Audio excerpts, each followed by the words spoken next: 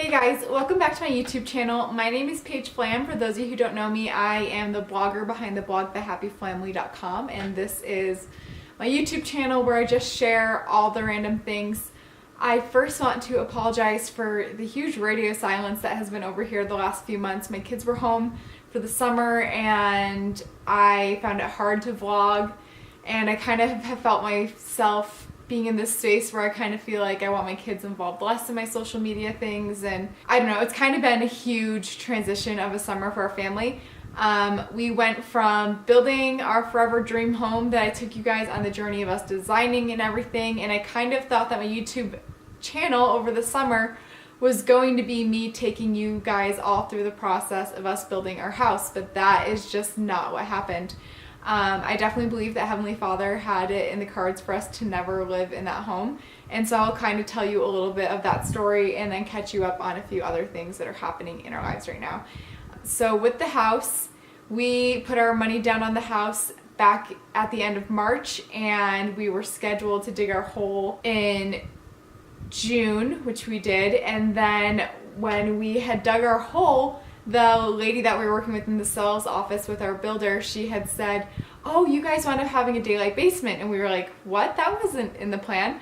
And the original purpose for our home was for it to be a handicap accessible home for our daughter, and with a daylight basement, that meant that the whole back side of the basement was above ground, meaning that when you walked out the kitchen sliding glass doors, instead of you walking straight out into the backyard, it meant we now had an 8-foot deck that you had to walk down, which meant that Kinsley couldn't access the backyard. And for that reason, we wound up having to walk away from the home that we were building. It was really hard at first, and before the whole thing with the stairs had happened, our loan officer had called us and told us that the interest rates in Utah were getting really high, and if the interest rate exceeded 5%, that we weren't going to be able to get the loan for our home.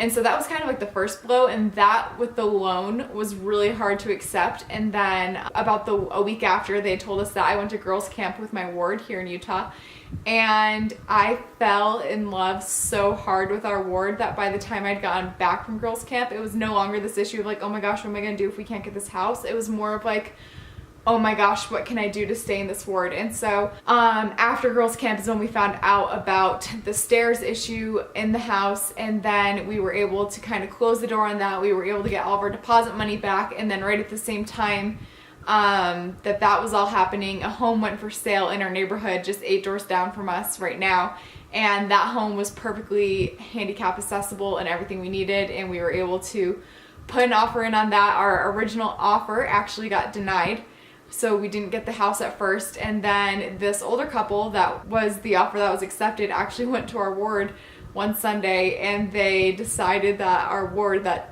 Derek and I love to pieces and want to live in forever, they decided the ward wasn't for them, and they actually backed out of the house, and then Derek and I got the house. And the timing with that all worked out perfectly, because if our offer had been accepted right when we had first put in the offer, we actually wouldn't have had all the money we needed to close on the home, but because we had like an extra few weeks because of those people originally having their offer accepted, that actually gave miraculously Derek and I just enough money to have exactly what we needed to close on the home and not be dirt poor in the process. So I definitely feel like Heavenly Father knew what he was doing. There's a reason we still need to be here in Layton. We love our kids' school to pieces, and so having to leave that school was really hard for us, and so the fact that we get to stay there now is amazing, and we're super excited about that. And so with the home that we're buying, it is a huge fixer-upper, and Derek and I have so many plans of like ripping out walls, painting kitchen cabinets, painting all the walls in the home.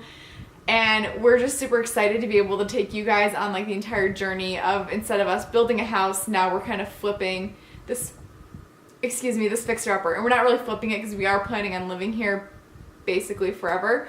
And so we are going to be turning it into our forever home and making it perfect for what we need it for. And I'm really excited about that, and I'm really excited to take you guys on the journey with that as well. So aside from that, school is back in session. Jay is in 1st grade, and he's absolutely loving it. It's the first time that he's been at school all day long, because kindergarten was only half day, and Em will start preschool in just a few more days. They start the preschool kids a little bit after the elementary school kids here, so she starts on Tuesday. She's super jazzed about it. It will be her 2nd year in the special needs preschool, and we're really excited for her teachers and everything. It's kind of just staying the same for her, so that consistency will be awesome. And then I guess for an update as far as I'm concerned, I've finished my marathon. I don't know if I actually addressed that on here, but I did my marathon.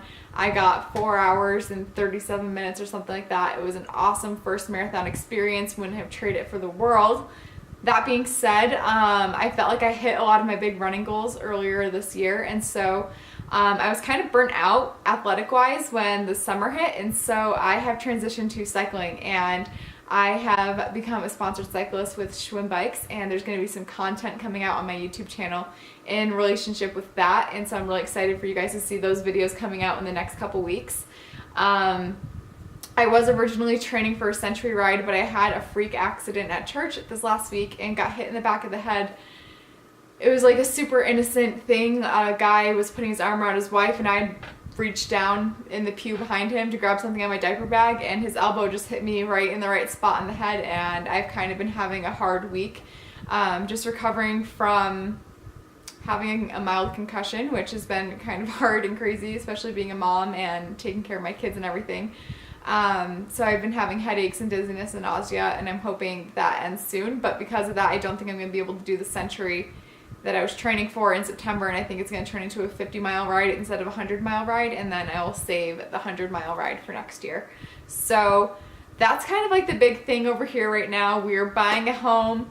I have a concussion. I am a sponsored cyclist with Schwinn Bikes, and I'm really excited to take you guys on the journey of us remodeling our new home, me doing the century, and just other random videos here and there on my channel. Give this video a thumbs up if you liked it. Subscribe to my channel to see more videos, and let me know in the comments below what kind of videos you guys want to see. Do you want to see like food and cooking related videos? Do you want to see like what I got my kids for back to school clothes? Let me know what you want to see, and I will get those videos out for you, and I'll see you next time. Bye!